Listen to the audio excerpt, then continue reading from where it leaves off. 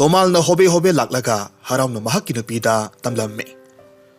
Nupi, ngasidi umanggi larembi tengnare, aibu sanbire.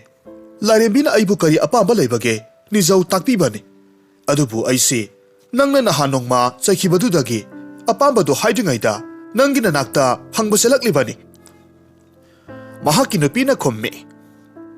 Nahaksi pangkreda ko, nakut ani panba na, imong se sabatak pa ko na bangamde. Aduna nakut mari panbiyu haiba yadro. Karinoda nupi nang giwadu bo. Kut mari palawadi mina aibu karini haina khini. Sanga lai hingsabam manduna giduna senaroidro.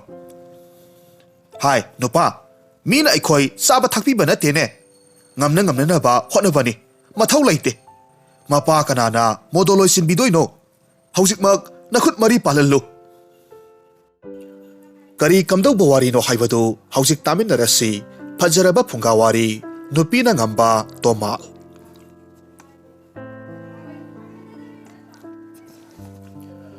Thaina mamangayda khungang amada sayam pokpa matay manaw ama layrame. Nupadugi maming Tomal kauramme, aduga mahaki nupina tampha kauramme. Tomal suba nomba kanba, mingamdaba, mabuk mapaw phaba midani. Aduga mahaki nupi tamphadi suningdabi asawram pambi nupini. Matam supa saw lawi sindol laitol phabini. Mahaki mapuroy babu mahaki khubam nungda thambaga pangkhakni. Nong mata mapuroy babu singthade tawbatabu Tomal mahaki nupigi ka henbalisat khanglabasu karisu haiba ngamjade. Tomal gi maru oiba sinphamdi umangdagi uwa yalaga mayumda thumok polang yandai saduna kaithel da yolaga hingnana ba hotna zabani. Mahakna saba thumok polang khungang aduda maming lairibani. Tawbatabu matam gi ahongba kaya lakpadagi mahaki polamsing laibinaba mi masing hantarakle. Saba thakpa walamdaba imungdu awatpagi awatpa ngakta ngasilaklammi. Oirakliba matawasida tamphana mapuroibada hairamme. Makhoi mapa aikhoibu karamna hingadabano. Thumok polang khara sabasinadi nasa mayam sigi nong magi sara phauba ani suna pijaba ngamba natte. Tampha aisu khalibani ne. Adubu hojikpu aina karamna sinpham hongni. Aikhoigi ipa ipu suthang kayagi mamangdagi thumok polang saduna sinpham oiraklibani. Karino aina togodabasibo. Ho khangdi aidi haribasini. Sinpham hongdaba sukya hek yaro.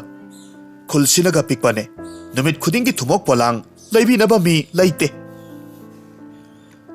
Numit asida natte Tomal matam supa mahaki nupi tamphagi misay phanglamme. Mathangi ayukni Tomal ayuk nga nahawgatlaga makhoigi sumangda phamlaga mahaki sinpham thumok polang saba hawramme. Tanja asida imungda tamphana kolik saikhaibagi makhol taraklamme. Mahakna yamna thuna imungda sanglamme. Tamphana saungna haireklamme. Yumthangnabagi sung imanabi singi nupadi ningthauge konungda satuna ningthauge thaugai puduna sel ningthina phangduna khuya tusitna hingi. Maduna trabasu anauba lalon itik tawduna sel talba yaye. Nahakti kadai aina haibama indaba nahakti natom tawaza hauni. Ai ipamda satchine. Tomal na tapna khomme. Tampha amukta tapta khone mi takhini ne. Nahakna khanglibaduni ningthaugi thabak tawba haibase khajaktang soibada ngak kenge dawriban. Aduga anauba lalon itik tawba haibasu sel changido kadaidagi purugadawribano. Tamphana khomme. Nahakna bu hotnagi hairabadi loinamak nampham thokpani. Laikai pali kaurabro khulgi khulakpa tonjaudagi sel khara pubasu mayaina. Tomal mahaki nupigi wadu tavada wakhal ama lakladuna khumlaklamme. Farese nahak sauranu. Ai khulakpagida satlaga sel punanaba hainarurage. Wari laikhai taraba matungda Tomal khulakpa tonjaugi manakta laklamme sel punanaba hainaramme. Adubu khulakpana khumme. Ibunga Tomal nahakna hariba wa asidi yamna phajakre. Adubu khuradi nokningbabu phawine. Ngausinaganu. Ai wa haige taw. sel puba haibase karigumba posak ama haibadi sanara lupara laura inkola ama thamnai ne hei adubu nahakti karimata su yaurakte haujiki matamdabu khut yena tawba thabak oina thajadraba matam asidabu ibunga nahak yauro selaite ko tomal na khummi khurai bunga na sabu nungsibiyu khurana thamdaba yadi hairagasu aigi inkolgi pata pujarakke khulakpana amuk khumlamme ibunga wafamdu ai yaba ngamloi ne hei nahaki ibemado masin yamna kalline karigumba nahakna seldo singdaba thoklabadi nahaki nupiga aiga onsinaba lemloi masigi nupisibu nangna karamna lauribano sinna hana tarakpa oiramni atai lairi wafam se thambu thamko nangna sel pidaba yade hairagana khudam oinanaba khungi masin chatpa mi ama loinarakadabani phare phare yauro yauro khulakpagi wafam tabada tomal mamai ngaksang ngangna mayom yauroklammi mayom yauraga tomalna tamphada hairamme nupi khura tonjauna sel puge yarakte lau inkolgi pata thamlaga pujage hairubabu khudam sangdam oinanaba masin chatpa mi pura u hekta mahaiba aisu pambai leitre yengo khulsida lairaba aikhoigini haibada kananabu chongthukpirakadoribano aduna sel pibagi wase tokasida tomalgi wafam loiram loiphatringai tamphana khumlamme nangsibu kari nupano nahaki wakhalsibu kari tawkhrabage se ai haigeta nupa nahaki thainagi marub aigya samsundar khura tonjauga luna tinari bani sel paiba maseni mangonda haibadi kamdawi syam sundar ningsinglakpa matamda tomal momon noklammi asumna hairammi ho karino wakoi suduna leiragano haujikmak chatpiro mahaka unaruso as nupi tamna hayuba aibu sak sakhum amatangdi saraga satluge ho kadaidagi sakno aikhoidi numidang phauba sakhibra sadabra ningsing bangamdre yamna thuna chatuna unabiruso mahaki nupigi sauda tomal karimata khumbangamde syam sundar gida salammi tomal bu ubamaktada syam sundarna taramna oklammi aduga hairammi marup ukidaba koireda natao gida lakthukdana lakbabu sumna koirakpro natragana karitana sige masi haina haina amunba uhai khara puthoklammi syam sundarna tomalda sanaba pirammi tomal ikaina khummi marup aise tasengna yumgi phibam yamna phatre thungok polangsing sabanadi isa sing thakpa ngamdre aduna marup anauba lalon itiki thabak ama tauge khalli aduna khura tonjaugida marupna sel khara punanaba sinbiyu mahakti sel paiba miyamgi sel pufamni do tomalgi wafam aduda syam sundar mitkup ama tumina lai aduga khumlaklammi marup sel pubagi khudam oyu haibadumadi ai yarage adubu karamba potchaigi lalon itik tawgani haibadudi nahak khanglabra maramdi nahak hiram aduda karisu khangba natte do nangi nupina kati isinba natte ko tomalna khummi marup aibu thasabiyu ai thawa yaungna honagadoribani asumna haiduna mapi sintharammi syam sundarna tapna hairammi ye marup kappa haunade afafata tanabani marup ki thamoibudi aina masak khangida nupigi wa haibasei lauba yai adubu loinamak laurabadi imung kaiba yawine masi khangmina siko nangnabu thamoi senglabadi chatlurasi masidagi makhoi animak tonjaugida laklammi syam sundarna tonjauda sel khara puba yahanbina ba hairammi sel singdu tha amagi manungda singalaknana ba wafam yanaraba matungda karimata thamdrabasu asenba selpham piraklammi tonjauna hairammi pare tomal nahakna pamliba selse pukhro ai syam sundargi ma yengduna pirabani ko masina nahaki thabakto mai paksaro tomal mahaki marup syam sundar amadi tonjaubu thagatlamlaga haraungna seldu puraga mayum yorakki. Sel singdu ubada tampana hairamme. Sel puduna thangnabada lariba aigi ipam lamdamda mahi marong yamna marang kaibani. Hairiba mahi marong singadu aikhoigi khungangda phangdaba khalla khallaga puraklaga yonbagi thabak tawrasi hairamme. Matai manau wa tanaraduna tampagi mapamlomdagi pochai tiklamme. Mathangi numita makhoigi khungangda yonanaba pochai kayamarum paisillamme. Pochai singdu thumok laitang lauduna khinduna thamlamme. Numitugi ahingdu matai manaudu wakhal nungairamme. Hayengdagidi sendong phanglagani haiduna nungaijaramme. Tawbatabu mathangi ayuktadi mahay marong manamasing pumnamag tin chaba patha pumthabana singba thengnaramme. Maramdi pochai mahay marong yolakliba nupa aduna makhoida namthak tawbirakle. Makhoida yolakliba manamasing mahay marong singadu poyan hapsillaga semba mahay marong ni haibasi makhoina khanglamme. Wairakliba amangba singadu uruba matamda tomal makokta makhot haplammi. Sel khara phangadra honajaruba hena amangba oiramme. Wakhal khanthaba watluba mahaki thamoibusu ninda tawjarammi.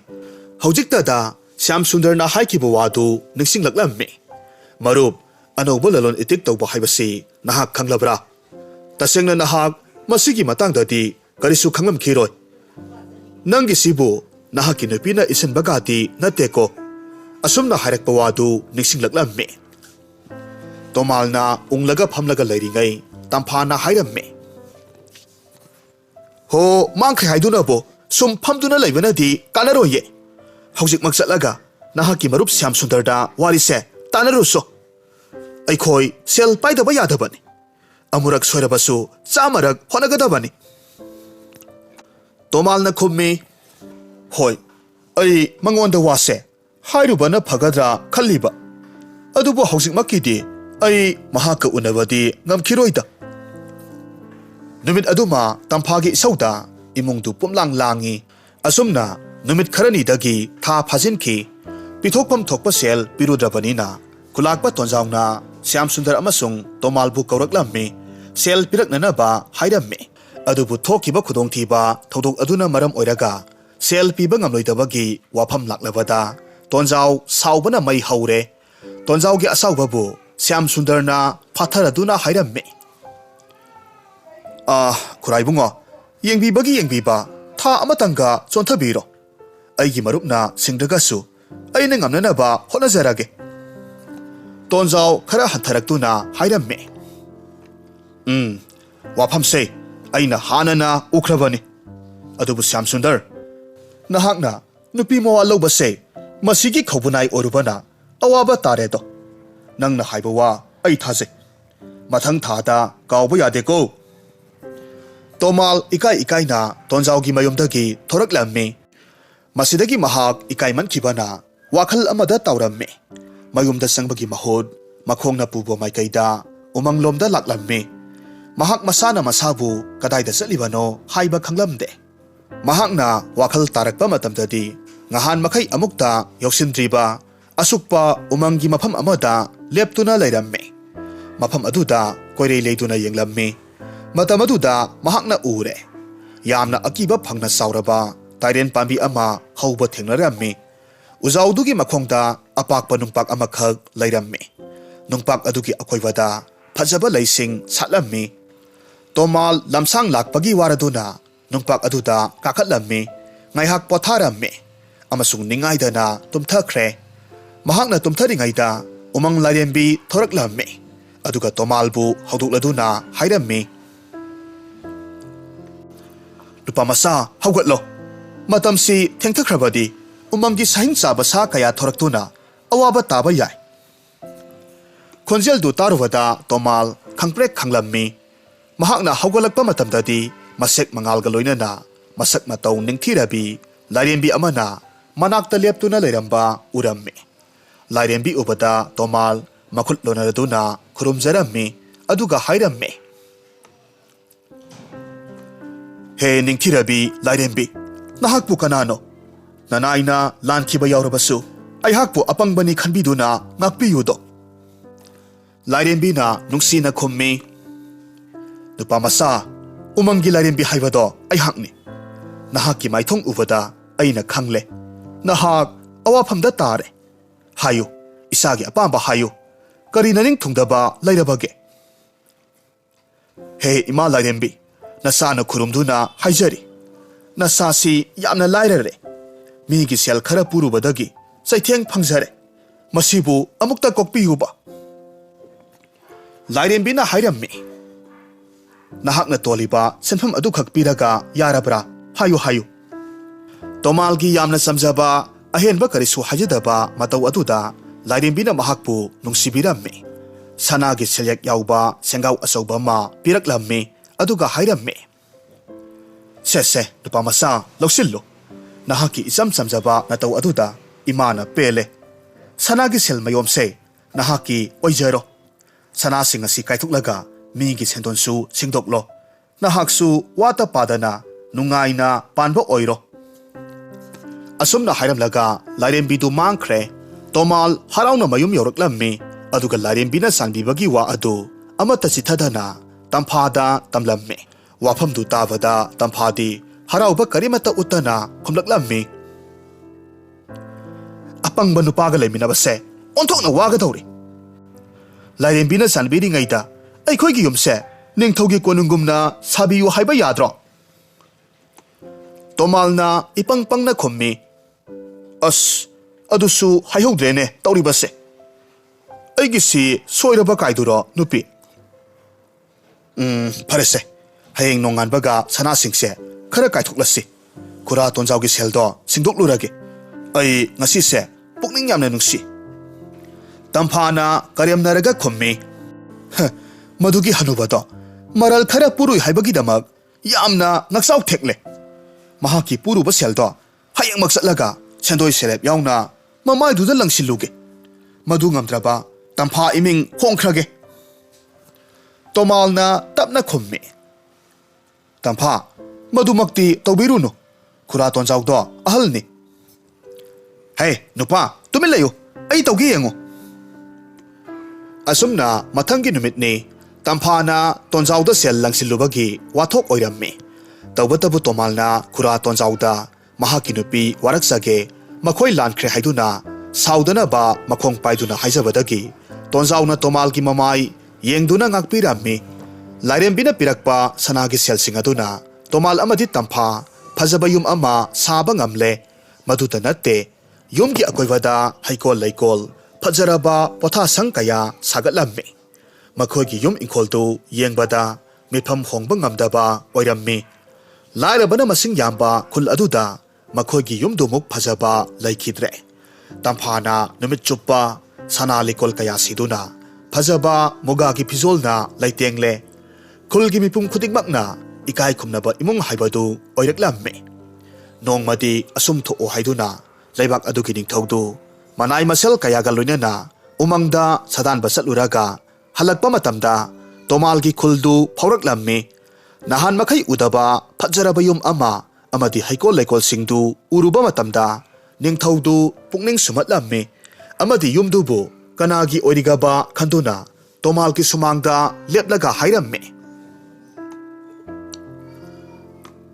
युमसिबु कना कना लैबगे यारबदी युमबु अमुक्ता उनजगे निंगथौगी खोंजेल ताबदा इमुंगदगी तोमाल होइगी साक थोंगनबा लैरिबी अहल नुपीदु थोरकलम्मी मोमोन नोक्लदुना हाइरम्मे इनिंगथौ इबुंगो खुरुमजरी लनाई नुबीना तरामना ओक्सरी युमबु कौथोकजरक्के गायहाक मिटकुप खरा पोथा संगलेंदा लेंसिनबियु निंगथौदु करिसु हाइदे पोथा संगलेंदा फमदुना लैरम्मे अहल नुपी अदुना पाव हाइनेनबा इमुंगदा संगलुबददी तंफा अमदि तोमाल साक सादुना लैरम्मे निंगथौ लाकपगी पाव हाइरुबदा खुदक्ता तोमाल हौगतलम्मे मपालदा थोकननबा होटनरिङैदा तंफाना सैरकलम्मे हाय नुपा करी तौबगी हौगतकदौरिबनो निंगथौदी लाइरि लाइ लाक्लबा फावबा हौगतपा यादे नहाक निसिंगो नहाकना लाइरना लैरिङै नोंमता मखोइना सेकी पांबिखिब्रो अदुगा अहल नुपी अदुदा ओनसिलगा हाइरम्मे अैखोई साक सारी कोना लाओ हाइना हाइरम्मे तंफाना हाइबगी मतुंग इन्ना अहल नुपीदु ꯌꯥꯝꯅ ꯊꯨꯅ ꯆꯦꯟꯊꯣꯛꯈ꯭ꯔꯦ ꯅꯤꯡꯊꯧꯗ ꯌꯨꯝꯕꯨ ꯆꯥꯛ ꯆꯥꯔꯤ ꯅꯣꯡꯃ ꯀꯣꯏꯊꯣꯛꯄꯤꯔꯛꯎ ꯍꯥꯏꯖꯔꯝꯃꯤ ꯑꯍꯜꯗꯨꯒꯤ ꯋꯥꯗꯨ ꯇꯥꯕꯗ ꯅꯤꯡꯊꯧꯗꯨ ꯃꯩ ꯍꯧꯅ ꯁꯥꯎꯈ꯭ꯔꯦ ꯑꯆꯠꯆꯥ ꯑꯁꯨꯛ ꯊꯧꯒꯜꯂꯣꯟ ꯈꯪꯗꯕ ꯍꯥꯏ ꯅꯤꯡꯊꯧ ꯑꯩꯅ ꯆꯨꯝꯅꯇ ꯅꯨꯡꯁꯤꯗꯨꯅ ꯎꯅꯅꯕ ꯆꯪꯂꯛꯄꯕꯨ ꯃꯤꯁꯛ ꯈꯪꯗꯕ ꯁꯥꯔꯗꯅ ꯍꯥꯏ ꯅꯈꯣꯏ ꯀꯅꯥ ꯀꯅꯥ ꯂꯩ ꯌꯨꯝꯕꯨꯁꯤ ꯐꯥꯗꯨꯅ ꯃꯄꯥꯜꯗ ꯄꯨꯊꯣꯔꯛꯎ ꯅꯤꯡꯊꯧ ꯃꯅꯥꯏꯁꯤꯡ ꯇꯣꯃꯥꯜꯒꯤ ꯏꯃꯨꯡꯗ ꯆꯪꯈ꯭ꯔꯦ ꯃꯇꯩ ꯃꯅꯥꯎ ꯑꯅꯤꯗꯨ ꯆꯤꯡꯗꯨꯅ ꯄꯨꯊꯣꯔꯛꯂꯝꯃꯤ ꯇꯣꯃꯥꯜꯅ ꯅꯤꯡꯊꯧꯕꯨ ꯈꯨꯔꯨꯝꯖꯔꯝꯃꯤ ꯁꯣꯏꯈꯤꯕ ꯂꯥꯟꯈꯤꯕ ꯄꯨꯝꯅꯃꯛ ꯉꯥꯛꯄꯤꯌꯨ ꯍꯥꯏꯖꯔꯝꯃꯤ ꯇꯧꯕꯇꯕꯨ ꯅꯤꯡꯊꯧꯅ ꯁꯥꯎꯅ ꯍꯥꯏꯔꯝꯃꯤ ꯑꯁꯨꯛ ꯍꯧꯅ ꯈꯪꯗꯕ ꯅꯈꯣꯏ ꯑꯅꯤꯅ ꯌꯨꯝ ꯑꯁꯤꯗ ꯂꯩꯕ ꯃꯇꯤꯛ ꯆꯥꯗꯦ ꯅꯔꯥꯜꯒꯤ ꯍꯥꯏꯔꯨꯔꯕꯗꯤ ꯀꯩꯁꯨꯝ ꯁꯪꯗ ꯅꯞꯁꯤꯟꯗꯨꯅ ꯊꯝꯕ ꯌꯥꯔꯕꯅꯤ ꯑꯗꯨꯕꯨ ꯃꯗꯨ ꯐꯥꯎꯕꯗꯤ ꯇꯧꯔꯔꯣꯏꯒꯦ ꯉꯁꯤꯗꯒꯤ ꯅꯈꯣꯏ ꯌꯨꯝ ꯑꯁꯤꯗ ꯂꯩꯕ ꯌꯥꯔꯔꯣꯏ ꯑꯗꯨꯒ ꯃꯁꯤꯃꯁꯨ ꯈꯪꯖꯤꯜꯂꯨ ꯂꯩꯕꯥꯛ ꯄ꯭ꯔꯖꯥ ꯍꯥꯏꯕꯁꯦ ꯅꯤꯡꯊꯧ ꯑꯩꯒꯤ ꯏꯔꯜꯅꯤ ꯃꯔꯝ ꯑꯁꯤꯅ ꯍꯧꯅ ꯈꯪꯗꯕ ꯅꯈꯣꯏ ꯑꯅꯤꯒꯤ ꯌꯨꯝ ꯏꯪꯈꯣꯜꯁꯦ ꯅꯤꯡꯊꯧ ꯑꯩꯒꯤ ꯑꯣꯏꯔꯕꯅꯤ ꯃꯁꯤ ꯍꯥꯏꯗꯨꯅ ꯇꯣꯃꯥꯜ ꯑꯃꯗꯤ ꯇꯝꯐꯥ ꯏꯃꯨꯡ ꯃꯅꯨꯡ ꯄꯨꯝꯅꯃꯛ ꯌꯨꯝ ꯑꯗꯨꯗꯒꯤ ꯇꯥꯟꯊꯣꯛꯂꯝꯃꯤ ꯃꯇꯝ ꯈꯔ ꯅꯨꯡꯉꯥꯏꯅ ꯂꯩꯔꯨꯔꯕ ꯇꯣꯃꯥꯜꯒꯤ ꯏꯃꯨꯡꯗꯨ ꯈꯣꯡꯐꯝ ꯑꯃ ꯁꯣꯏꯕꯗ ꯍꯥꯟꯅꯒꯤ ꯆꯔꯥ ꯍꯦꯟꯕꯒꯤ ꯐꯤꯕꯝꯗ ꯑꯃꯨꯛ ꯍꯟꯖꯤꯜꯂꯛꯇꯨꯅ ꯎꯈꯣꯡ ꯋꯥꯈꯣꯡꯗ ꯂꯦꯟꯕ ꯍꯧꯔꯛꯂꯝꯃꯤ ꯇꯣꯃꯥꯜ ꯀꯔꯤ ꯇꯧꯒꯗꯕꯅꯣ ꯋꯥꯈꯜ ꯊꯣꯛꯇ꯭ꯔꯦ ꯃꯇꯝ ꯑꯁꯤꯗ ꯇꯝꯐꯥꯅ ꯍꯥꯏꯔꯝꯃꯤ ꯅꯨꯄꯥ ꯁꯨꯃꯥꯏꯅ ꯑꯩꯈꯣꯏꯕꯨ ꯀꯌꯥꯝ ꯀꯨꯏꯅ ꯍꯤꯡꯗꯧꯔꯤꯕꯅꯣ ꯑꯩꯈꯣꯏꯒꯤ ꯂꯥꯏꯕꯛꯁꯦ ꯑꯣꯟꯊꯣꯛꯅ ꯊꯤꯈ꯭ꯔꯦ ꯑꯗꯨꯕꯨ ꯅꯨꯄꯥ ꯑꯩ ꯋꯥ ꯑꯃ ꯍꯥꯏꯒꯦ ꯃꯁꯤ ꯅꯠꯇꯕ ꯑꯩꯈꯣꯏꯒꯤ ꯄꯥꯝꯕꯩ ꯑꯃꯠꯇ ꯂꯩꯇ꯭ꯔꯦ ꯅꯍꯥꯛꯅ ꯂꯥꯏꯔꯦꯝꯕꯤ ꯊꯦꯡꯅꯈꯤꯕ ꯃꯐꯝꯗꯨꯗ ꯑꯃꯨꯛꯇꯪꯒ ꯆꯠꯄꯤꯔꯒ ꯑꯩꯈꯣꯏꯒꯤ ꯂꯥꯏꯔꯕ ꯀꯣꯛꯅꯅꯕ ꯄꯥꯝꯕꯩ ꯑꯃꯇꯪ ꯊꯤꯕꯤꯔꯨꯁꯣ ꯇꯝꯐꯥꯒꯤ ꯋꯥꯍꯩ ꯇꯥꯔꯒ ꯇꯣꯃꯥꯜ ꯂꯥꯏꯔꯦꯝꯕꯤꯕꯨ ꯎꯅꯈꯤꯕ ꯃꯐꯝ ꯑꯗꯨꯗ ꯑꯃꯨꯛ ꯂꯥꯛꯂꯝꯃꯤ ꯃꯍꯥꯛꯅ ꯃꯐꯝꯗꯨ ꯌꯧꯕꯒꯗꯤ ꯊꯃꯣꯏ ꯁꯦꯡꯅ ꯂꯥꯏꯔꯦꯝꯕꯤꯕꯨ ꯈꯨꯔꯨꯝꯖꯔꯝꯃꯤ ꯃꯤꯠꯀꯨꯞ ꯑꯃꯅꯤꯒꯤ ꯃꯇꯨꯡꯗ ꯂꯥꯏꯔꯦꯝꯕꯤ ꯊꯣꯔꯛꯂꯝꯃꯤ ꯅꯨꯄꯥ ꯃꯆꯥ ꯅꯍꯥꯛꯅ ꯑꯩꯕꯨ ꯑꯃꯨꯛ ꯀꯧꯕꯗꯤ ꯀꯔꯤ ꯅꯅꯤꯡ ꯊꯨꯡꯗꯕ ꯂꯩꯔꯕꯒꯦ ꯑꯩꯅ ꯅꯉꯣꯟꯗ ꯄꯤꯈꯤꯕ ꯁꯅꯥꯒꯤ ꯁꯦꯜꯗꯨꯗꯤ ꯂꯩꯕꯥꯛꯀꯤ ꯅꯤꯡꯊꯧꯗ ꯐꯥꯎꯕ ꯑꯗꯨꯛ ꯌꯥꯝꯅ ꯂꯩꯕ ꯅꯠꯇꯦ ꯂꯥꯏꯔꯦꯝꯕꯤꯒꯤ ꯋꯥꯐꯝ ꯑꯗꯨꯗ ꯇꯣꯃꯥꯜꯅ ꯍꯧꯈꯤꯕ ꯋꯥꯔꯤ ꯄꯨꯝꯅꯃꯛ ꯇꯝꯂꯝꯃꯤ ꯋꯥꯔꯤꯗꯨ ꯇꯥꯔꯨꯔꯒ ꯂꯥꯏꯔꯦꯝꯕꯤꯅ ꯍꯥꯏꯔꯝꯃꯤ ꯅꯨꯄꯥ ꯃꯆꯥ ꯍꯧꯖꯤꯛꯇꯤ ꯏꯃꯥꯅ ꯈꯪꯂꯦ ꯅꯍꯥꯛꯅ ꯅꯍꯥꯛꯀꯤ ꯄꯨꯟꯁꯤ ꯆꯨꯞꯄꯒꯤ ꯋꯥꯔꯤꯕꯒꯤ ꯃꯔꯝꯁꯦ ꯑꯩ ꯈꯪꯂꯦ ꯅꯨꯄꯥ ꯑꯃ ꯑꯣꯏꯅ ꯄꯣꯛꯂꯒ ꯅꯁꯥꯒꯤ ꯅꯨꯄꯤ ꯋꯥꯔꯛꯄ ꯉꯝꯗꯕꯒꯤ ꯑꯁꯣꯏꯕꯅꯤ ꯂꯥꯏꯔꯦꯝꯕꯤ ꯑꯩꯅ ꯂꯟ ꯐꯅ ꯄꯤꯔꯕꯁꯨ ꯅꯍꯥꯛꯀꯤ ꯅꯨꯄꯤꯒꯤ ꯈꯨꯗꯣꯝꯕꯤꯗ ꯅꯍꯥꯛꯅ ꯂꯩꯕ ꯃꯔꯝꯅ ꯅꯨꯡꯉꯥꯏꯕ ꯉꯝꯂꯣꯏ ꯇꯣꯃꯥꯜꯗꯨ ꯂꯥꯏꯔꯦꯝꯕꯤꯒꯤ ꯋꯥ ꯇꯥꯔꯒ ꯃꯁꯥꯗ ꯂꯧꯁꯤꯡ ꯑꯃ ꯂꯥꯛꯄꯒꯨꯝ ꯇꯧꯔꯝꯃꯤ ꯑꯗꯨꯒ ꯍꯥꯏꯔꯝꯃꯤ ꯍꯦ ꯏꯃꯥ ꯂꯥꯏꯔꯦꯝꯕꯤ ꯅꯁꯥꯅ ꯍꯥꯏꯖꯔꯤ ꯍꯧꯖꯤꯛ ꯑꯩ ꯀꯔꯤ ꯇꯧꯒꯗꯒꯦ ꯑꯩ ꯂꯥꯏꯔꯕ ꯍꯥꯏꯕꯁꯦ ꯀꯣꯛꯆꯒꯦ ꯂꯥꯏꯔꯦꯝꯕꯤꯅ ꯅꯣꯛꯐꯦꯠ ꯇꯧꯔꯒ ꯈꯨꯝꯃꯤ ꯅꯨꯄꯥ ꯃꯆꯥ ꯅꯍꯥꯛꯅ ꯂꯥꯏꯔꯕꯕꯨ ꯇꯁꯦꯡꯅ ꯀꯣꯛꯂꯒꯦ ꯈꯟꯖꯔꯕꯗꯤ ꯆꯤꯟꯗꯣꯜ ꯂꯩꯇꯣꯜ ꯐꯕꯤ ꯅꯍꯥꯛꯀꯤ ꯅꯨꯄꯤꯕꯨ ꯋꯥꯔꯛꯎ ꯅꯤꯡꯊꯧꯒꯤ ꯃꯅꯥꯛꯇ ꯆꯠꯂꯒ ꯍꯥꯏꯖꯒꯗꯕꯅꯤ ꯃꯁꯤꯅ ꯅꯍꯥꯛꯀꯤ ꯑꯔꯣꯏꯕ ꯄꯥꯝꯕꯩꯅꯤ ꯅꯍꯥꯛ ꯌꯧꯔꯣ ꯌꯧꯔꯣ ꯑꯁꯨꯝꯅ ꯍꯥꯏꯔꯝꯂꯒ ꯂꯥꯏꯔꯦꯝꯕꯤꯗꯨ ꯃꯥꯡꯊꯣꯛꯈ꯭ꯔꯦ ꯇꯣꯃꯥꯜ ꯃꯁꯥꯗ ꯊꯧꯅꯥ ꯑꯃ ꯂꯥꯛꯂꯝꯃꯤ ꯌꯥꯝꯅ ꯊꯨꯅ ꯃꯍꯥꯛꯀꯤ ꯅꯨꯄꯤ ꯇꯝꯐꯥꯒꯤ ꯃꯅꯥꯛꯇ ꯂꯥꯛꯂꯝꯃꯤ ꯃꯍꯥꯛꯀꯤ ꯅꯨꯄꯥꯅ ꯀꯔꯤꯃꯠꯇ ꯄꯨꯗꯅ ꯂꯥꯛꯄ ꯎꯕꯗ ꯇꯝꯐꯥꯅ ꯁꯥꯎꯅ ꯍꯥꯏꯔꯝꯃꯤ ꯀꯔꯤ ꯇꯧꯔꯦ ꯁꯨꯛꯇꯣꯛꯂꯒ ꯂꯥꯛꯂꯤꯕꯗꯤ ꯂꯥꯏꯔꯦꯝꯕꯤꯅ ꯀꯔꯤꯃꯠꯇ ꯄꯤꯔꯛꯇ꯭ꯔꯕꯔꯣ ꯅꯠꯇ꯭ꯔꯒꯅ ꯅꯆꯤꯟ ꯂꯨꯝꯂꯒ ꯍꯥꯏꯕ ꯉꯝꯗꯕ ꯑꯣꯏꯔꯝꯅꯤꯌꯦ ꯇꯣꯃꯥꯜ ꯅꯨꯡꯁꯥꯁꯣꯔ ꯁꯥꯡꯅ ꯍꯣꯟꯗꯣꯛꯂꯝꯃꯤ ꯆꯩꯇꯨꯞ ꯑꯃ ꯄꯥꯏꯗꯨꯅ ꯃꯌꯥ ꯀ꯭ꯔꯛ ꯀ꯭ꯔꯛ ꯆꯤꯛꯂꯗꯨꯅ ꯂꯥꯏꯔꯦꯝꯕꯤꯅ ꯃꯁꯤ ꯄꯤꯔꯛꯂꯦ ꯍꯥꯏꯗꯨꯅ ꯃꯍꯥꯛꯀꯤ ꯅꯨꯄꯤ ꯇꯝꯐꯥꯕꯨ ꯙꯝ ꯙꯝ ꯐꯨꯙꯔꯝꯃꯤ ꯇꯝꯐꯥꯅ ꯃꯤ ꯍꯥꯠꯂꯦ ꯑꯩꯕꯨ ꯑꯃꯨꯛꯇ ꯀꯟꯕꯤꯌꯨ ꯍꯥꯏꯗꯨꯅ ꯀꯣꯏꯔꯥꯎ ꯂꯥꯎꯔꯝꯃꯤ ꯃꯅꯥꯛꯇ ꯂꯩꯔꯝꯕ ꯃꯤꯁꯤꯡꯅ ꯈꯥꯝꯗꯣꯛꯄꯗꯤ ꯂꯥꯏꯔꯗꯨꯅ ꯈꯨꯕꯥꯛ ꯈꯨꯗꯨꯅ ꯂꯥꯎꯁꯤꯜꯂꯛꯂꯝꯃꯤ ꯍꯣ ꯁꯤꯔꯣ ꯅꯪꯗ ꯁꯤꯔꯣ ꯅꯄꯨꯔꯣꯏꯕꯕꯨ ꯐꯗꯤ ꯐꯔꯥꯒꯨꯝ ꯁꯨꯝꯗꯠꯄ ꯉꯝꯕ ꯅꯨꯄꯤ ꯅꯪꯗ ꯁꯤꯔꯣ ꯍꯥꯏꯔꯝꯃꯤ ꯇꯝꯐꯥ ꯀꯞꯄ ꯌꯥꯕ ꯀꯞꯂꯕ ꯃꯇꯨꯡꯗ ꯃꯄꯨꯔꯣꯏꯕꯗ ꯐꯨꯕ ꯂꯦꯞꯄꯤꯔꯣ ꯂꯥꯜꯂꯦ ꯍꯥꯏꯔꯝꯃꯤ ꯑꯁꯨꯝꯅ ꯇꯝꯐꯥ ꯋꯥꯈꯜ ꯇꯥꯔꯛꯇꯨꯅ ꯃꯇꯩ ꯃꯅꯥꯎ ꯄꯨꯟꯅ ꯅꯤꯡꯊꯧꯒꯤ ꯀꯣꯅꯨꯡꯗ ꯂꯥꯛꯂꯝꯃꯤ ꯃꯈꯣꯏꯕꯨ ꯉꯥꯛꯄꯤꯗꯨꯅ ꯌꯨꯝ ꯏꯪꯈꯣꯜ ꯄꯤꯅꯕꯤꯌꯨ ꯍꯥꯏꯖꯔꯝꯃꯤ ꯍꯥꯏꯔꯤꯕ ꯇꯥꯟꯖꯥ ꯑꯁꯤꯃꯛꯇꯗ ꯂꯥꯏꯔꯦꯝꯕꯤ ꯊꯣꯔꯛꯂꯝꯃꯤ ꯑꯗꯨꯒ ꯅꯤꯡꯊꯧꯗ ꯇꯣꯃꯥꯜꯒꯤ ꯑꯁꯦꯡꯕ ꯊꯃꯣꯏ ꯑꯃꯗꯤ ꯆꯝꯖꯔꯕ ꯃꯇꯧ ꯑꯗꯨ ꯍꯥꯏꯔꯝꯃꯤ ꯑꯃꯁꯨꯡ ꯃꯈꯣꯏꯒꯤ ꯃꯔꯜ ꯑꯃꯨꯛ ꯍꯟꯅ ꯄꯤꯕꯤꯈꯤꯅꯕ ꯍꯥꯏꯔꯝꯃꯤ ꯅꯤꯡꯊꯧꯅ ꯂꯥꯏꯔꯦꯝꯕꯤꯅ ꯍꯥꯏꯕꯒꯤ ꯃꯇꯨꯡ ꯏꯟꯅ Tomal ki Fazaraba yum inkoldo amuk hanna pibirammi loinana konungda pham ama hapiraduna ningthongna hairamme. Ibungo Tomal aina nahaki asamba thamoi masak khangludre. Nahakti suba nomba yamna kanba amadi mahausa larembina phauba sanbiraba miyoinido. Nahaki damak ningthau aina chauthokse. Ngasidagi nahak konungsida leiduna leitengi polamsing sabana nathau aijaro. Aduga nupidi khara khara warakpa mathau taiko. Ningthaugi wafam tabada nupina ngamba atai phamnaibasing adusu mamai hairab nganglammi. Matau asum tongna thamoi sengba Tomal nunga yaifana laikhirammi. Warisi nungai biragadi like tobiramu comment tobiramu amadi channel asida nauna sangbirakko eragadi subscribe tobiramu.